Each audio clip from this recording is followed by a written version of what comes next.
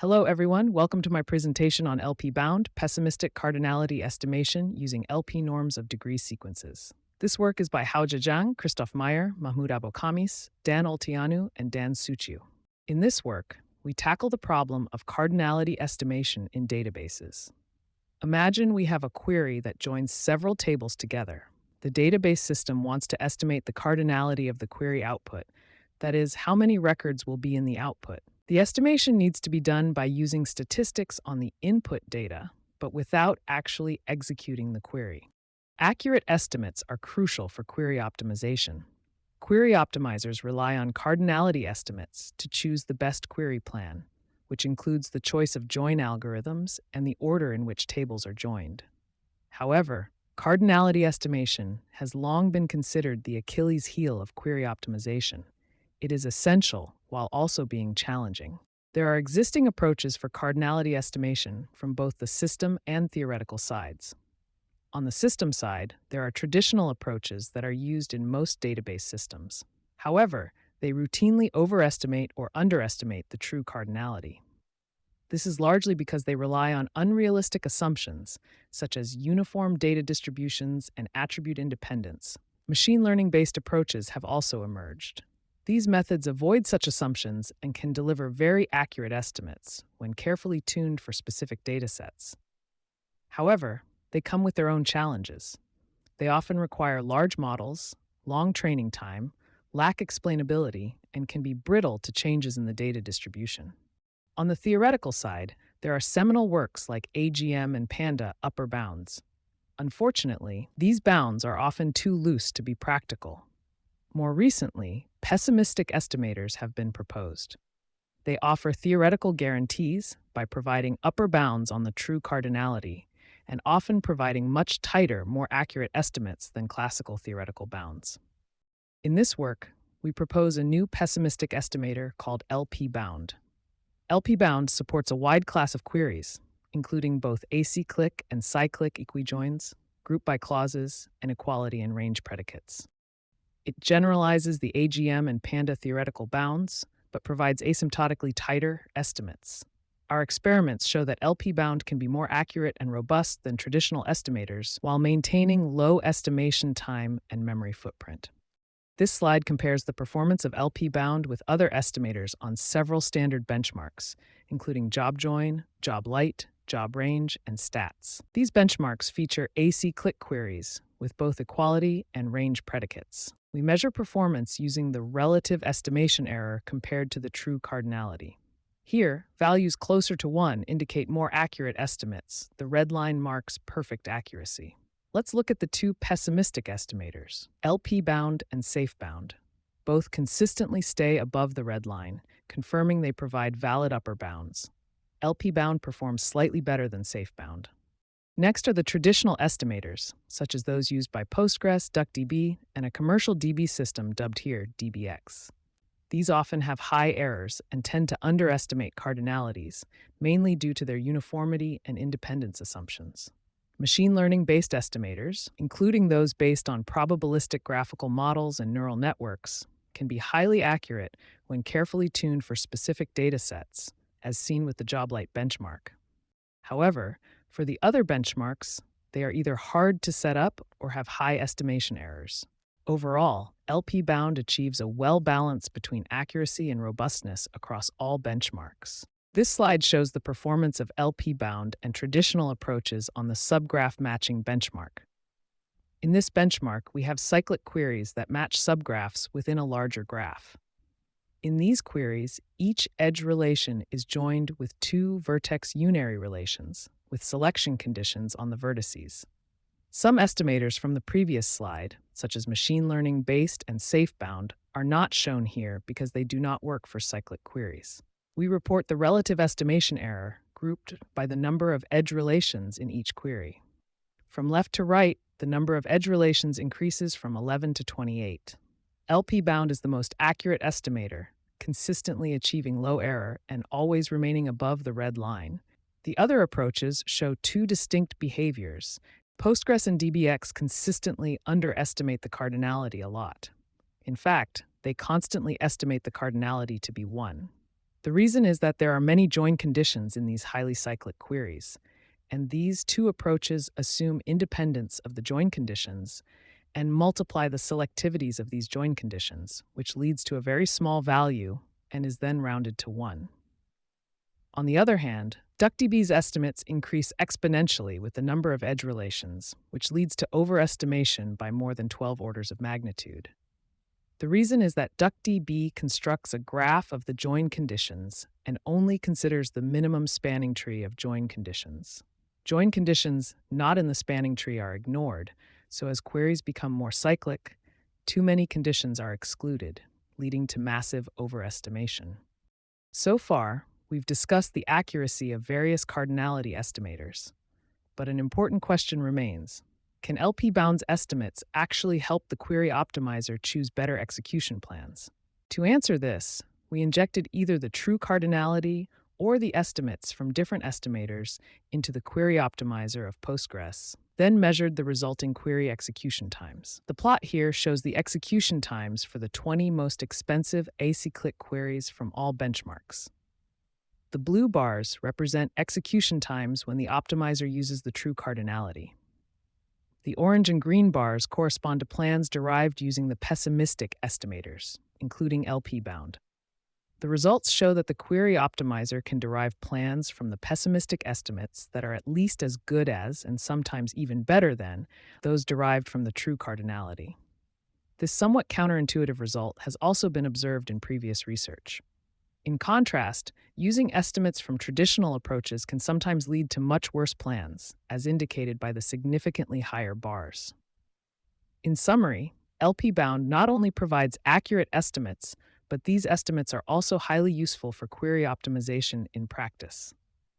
Now that we've seen LpBound's performance and practical impact, let's look under the hood and see how LpBound actually works. LpBound is based on the degree sequences of attribute values in the input tables. The degree sequence of y given x in a table R states how many y values are paired with each x value in R. For example, in this table R, the x value 1 has degree 3 because it appears in 3 records. Similarly, x values 2 and 3 each have degrees 2, and x value 4 has degree 1. These degrees are shown in the histogram on the right. We can construct a similar histogram for another table S. If we join R and S on X, the output cardinality is the sum of the products of these degrees for each X value.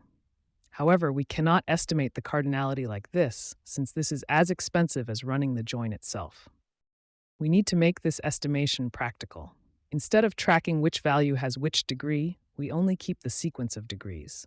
Then, to make sure we get an upper bound, a simple approach is to multiply the largest degrees in the two sequences together. This approach can give guaranteed upper bounds on the cardinality of the query output, and was used in SafeBound. Though, this storing the full degree sequence is still not practical for large tables. LpBound makes a further step by summarizing the degree sequences using LP norms. An LP norm provides a single numeric summary of a vector, which is computed with the formula shown here. Some examples of LP norms are the L1 norm, which is the sum of all degrees, and L infinity norm, which is the maximum degree in the sequence. LpBound uses also other LP norms, such as the L2 and L3 norm, which capture the distribution of degrees in the sequence from different perspectives. For example, consider two degree sequences D1 and D2. Both have the same L1 norm and L infinity norm, but their L2 norms are different. Using several LP norms allows us to capture more information about the shape of the degree sequence with just a few numbers. The next question is, how do we use these LP norms to estimate the cardinality of the join output? We use this slide to give a high-level overview of how LpBound works. As we discussed, we pre-compute the LP norms of the degree sequences of y given x and z given x. Our goal is to estimate the cardinality of the join output using these pre-computed LP norms. It is not straightforward to directly relate the LP norms to the output cardinality. Therefore, we translate the problem into the language of entropy, which allows us to leverage the powerful inequalities in information theory. As you see in the top half, we map both the output cardinality and the LP norms to the corresponding entropies. As we will show later, The log of the output cardinality is equal to the entropy Hxyz, and each LP norm has the relationship to the entropies shown here. For each p-value, we have such a different inequality, so we get a family of inequalities for each degree sequence. Now that everything is expressed in terms of entropies, we can leverage entropy's mathematical properties. This allows us to derive inequalities that relate linear combinations of the entropies of LP norms to the entropy of the output. Depending on the p-values and the coefficients, we can derive different upper bounds on Hxyz. These linear combinations can be translated back into expressions involving the original LP norms, as illustrated in the computation here. By transforming the problem from LP norms to entropies and back, we now obtain upper bounds on the query output cardinality based on the LP norms. In the next slides, we will look at the details of these steps. We start with a brief recap of the entropy. The entropy of a random variable x with d outcomes is computed as this. It measures the uncertainty of the random variable. For example, consider a random variable x with 4 possible outcomes. If all outcomes are equally likely, the entropy is log of 4, which is 2. If one outcome is more likely than the others, the entropy becomes smaller. An entropy is maximized when the outcomes are uniformly distributed and has the value log of the number of outcomes. Entropy of one random variable can be extended to multiple random variables. This is similar to joint probability, but for entropies. Now back to our example. Assume we have the following query output Q. We can treat each of the 3 attributes x, y, and z as random variables, and each tuple in the output as an outcome, all equally likely. We can derive that the joint entropy H at xyz is equal to the log of the cardinality of the output Q. Let's continue. We have conditional entropy, which measures the uncertainty of a random variable y given another random variable x. It is similar to the conditional probability, but for entropies. From these definitions, we get a set of fundamental properties, which we call the basic Shannon inequalities.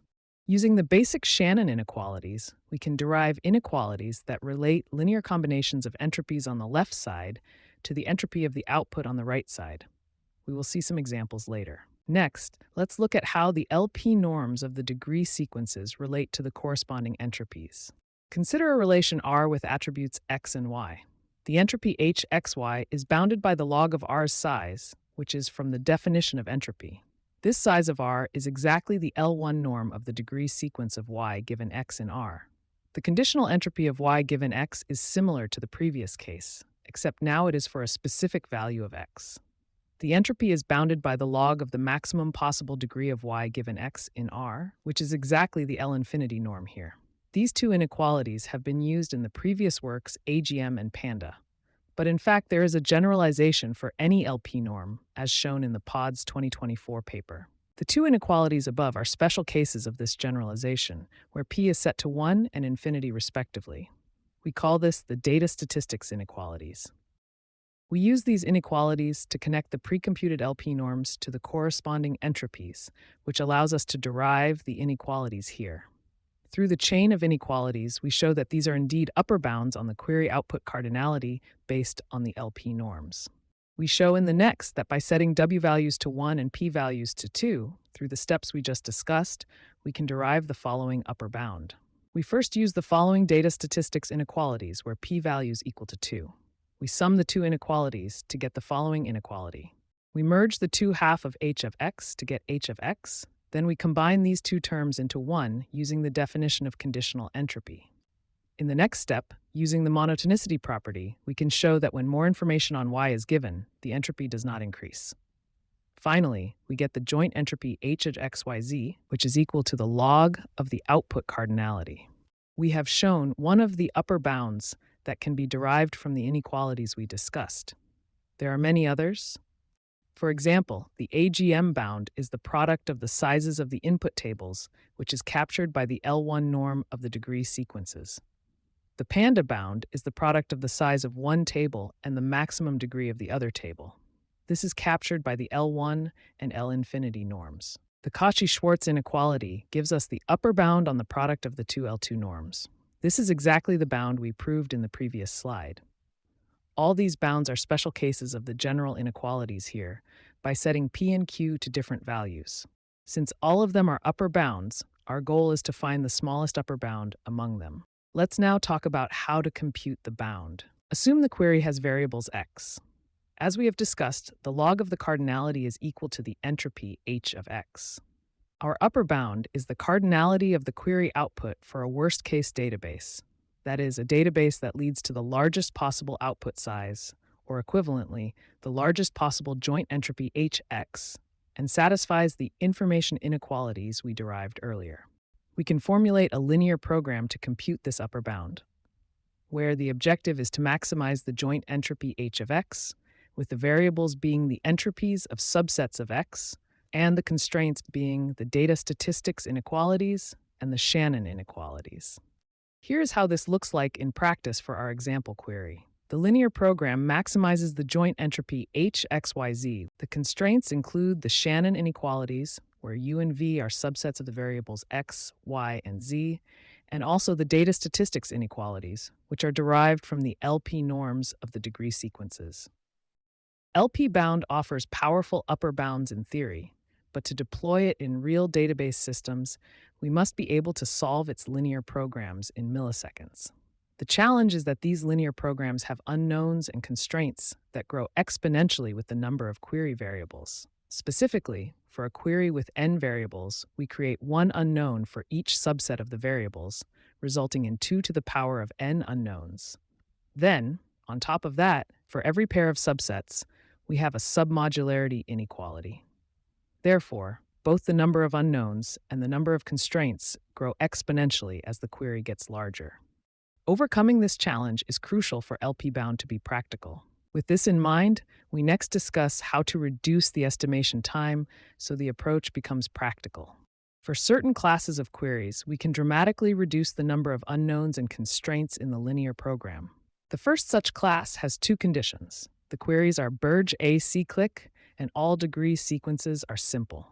The precise definition of simple degree sequences can be found in the paper, though all 3,000 plus queries in the public benchmarks used in our experiments satisfy this condition on degree sequences. For these queries, we can find a linear program that computes the same upper bounds as the general linear program, but with only a linear number of unknowns and constraints in the size of the query. Consider the query that has n attributes and m relations.